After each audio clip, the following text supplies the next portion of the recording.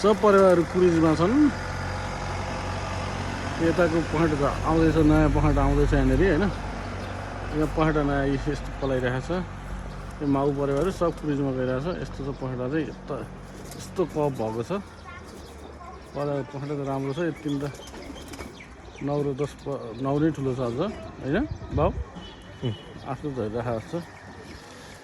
यस्तो छ पखेटा चाहिँ, यस्तो यो पुरै कुरिजमा छ परिवारहरू। यहाँको झरिरहेको छ, यो नयाँ पखेटा आइरहेको छ होइन।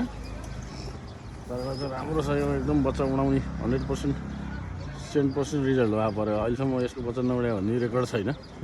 सबै गरेको बच्चाहरू टुर्नामेन्टमा राम्रो उडिरहेको छ।